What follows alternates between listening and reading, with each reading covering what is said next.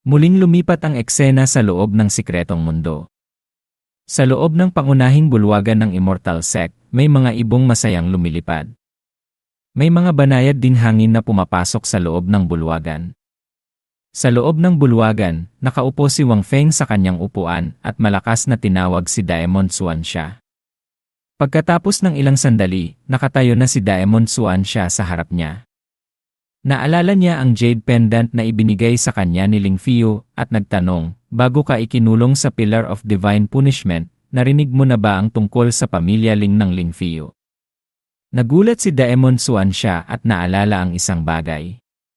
Sect Leader, ang pamilya Ling na tinutukoy mo ba ay ang pamilya Ling ng Jiaofeng City? Dahil parang may alam si Daemon Xuanxia, nagtanong siya, may alam ka ba? Kumunot ang noo ni Daemon Xuanxia at nagsimulang magkwento. Ang pamilya Ling ng Jiaofeng City ay hindi maituturing na nangungunang pamilya sa Jiao Empire, ngunit isa silang sinaunang pamilya na may halos 5,000 taong kasaysayan. Sinasabi na hindi masyadong umuunlad ang pamilyang Ling dahil sa isang kayamanan na kanilang minana sa bawat henerasyon.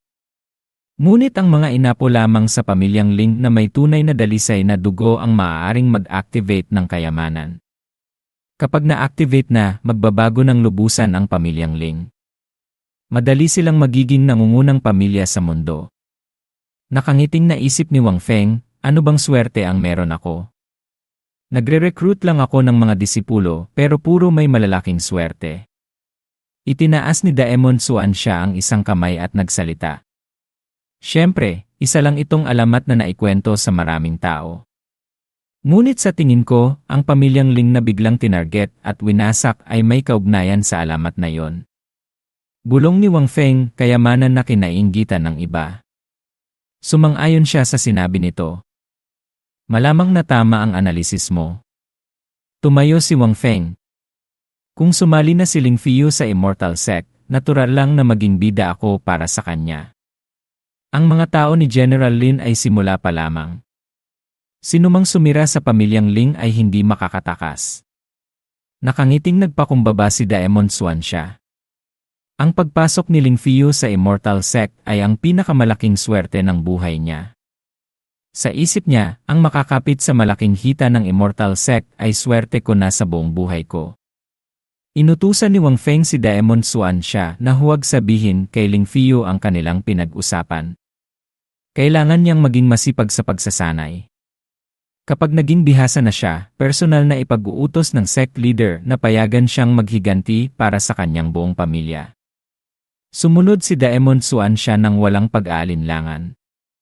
Pagkatapos ng lahat ng iyon, tinawag ni Wang Feng si Daemon Xia na tawagin ang lahat ng elder at disipulo ng sekta.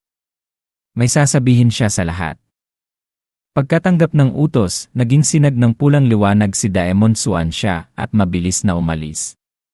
Nang wala ng tao sa bulwagan, tinawag ni Wang Feng ang sistema upang ipakita ang mga mensahe na hindi pa niya nababasa noon.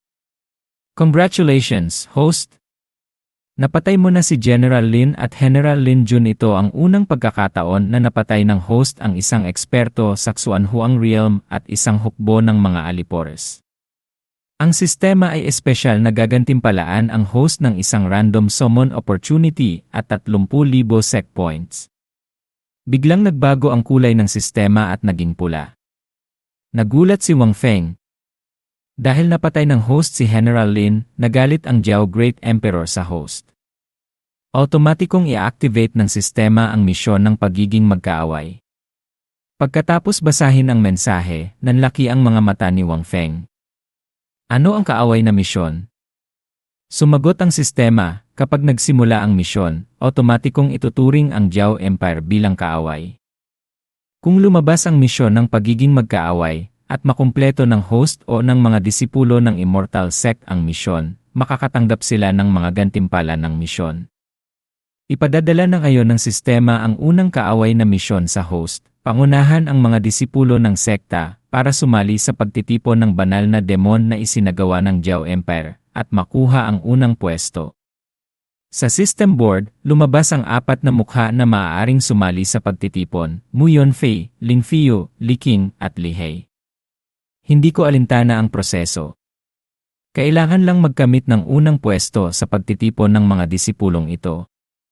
Bilang karagdagan, pagkatapos makamit ang unang pwesto sa pagtitipon, galitin ang Jiao Great Emperor.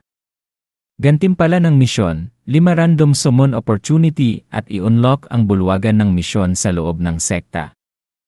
Kaugnay na misyon, habang sumasali sa pagtitipon, subukang kunin ang mga namumukod tanging disipulo mula sa iba't ibang sekta, maliit man o malaki, upang sumali sa Immortal Sect o wasakin sila upang agawin ang kanilang kapalaran.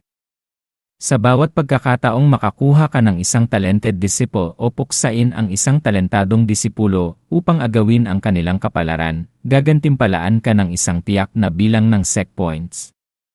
Nakadepende. Ang tiyak na halaga sa talento ng taong iyon. Pagkatapos basahin ito, sinumpa ni Wang Feng ang sistema. Tama nga, basura ang sistema. Bigla na lang akong nagagalit at ginagalit ang Jiao Great Emperor. Kung ordinaryong tao ako, baka hindi na ako mabuhay ng matagal. Ngumiti si Wang Feng. Ngunit medyo interesado ako sa gawain ito ng pang-aasar. Nagtanong siya sa sistema, paano mo inaagaw ang kapalaran? Kapag napatay ng host o ng mga disipulo ng sekta ang talented disciples, otomatikong iaagaw ng sistema ang kanilang kapalaran, kaya hindi mo na kailangang gumawa ng kahit ano. Kung ganun, maginhawa nga. Hinimas niya ang kanyang baba. Pagkalipas lang ng 10 araw magsisimula ang pagtitipon. Sa kasalukuyang kasanayan ng mga disipulo ng Immortal Sect, para makamit ang unang pwesto sa pagtitipon, baka medyo ilusyonado tayo. Ngunit saktong nag-utos ako ng pagtitipon ngayon, kaya ito ang tamang panahon para pataasin ko ang kasanayan ng mga disipulong ito. Makalipas ang ilang sandali, maraming tao ang dumating sa pangunahing bulwagan. Tumayo sila sa harap ni Wang Feng, nakalahad ang mga kamay at magalang na nagsalita ng sabay-sabay. Pagbati, Sect Leader. Nang dumating na silang lahat, ipinaalam ni Wang Feng, sa loob ng 10 araw, dadalhin ko ang mga disipulo ng sekta para sumali sa pagtitipon.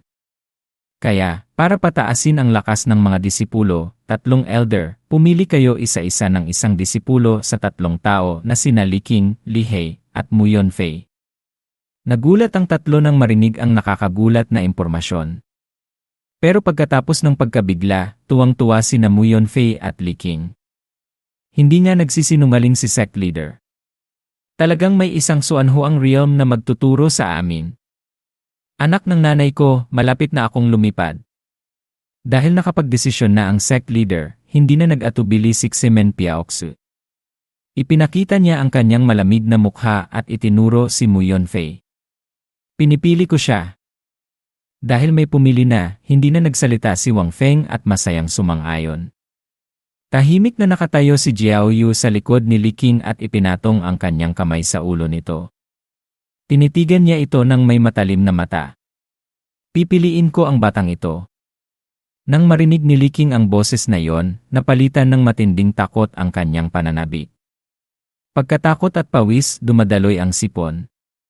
Sa sinabi ni Daemon Xuan siya, napakalakas ni Elder Jiao Yu, pero hindi siya masyadong nagsasalita. Bukod dito, may bonus pa siyang pagiging marahas. Pagkatapos matamaan ng atake ni General Lin, halos mamatay na siya. Kung tuturuan siya ni Elder Jiao Yu, hindi ba't palagi na lang siyang mapapahamak sa buhay niya? Pagkatapos pumili ng kanilang mga disipulo, dahan-dahang lumapit si Wang Feng kay Yan Shisan. Okay, 2 na lang ang natitira. Elder Yan, papayag ka bang tanggapin si Li He bilang iyong disipulo? Hindi sumagot si Yan Shisan at pumikit, pagkatapos ay umiling. Ganoon din si Li He. Umuso siya, naiinis. Isang napakalakas na eksperto sa Xuan Emperor Realm, kailangan ba niya ang gabay ng isang eksperto lang sa Xuanhuang? Nakita ni Wang Feng na walang gustong magbigay daan. Pinagpapawisan siya. Hindi madaling pamahalaan ang isang malakas na koponan.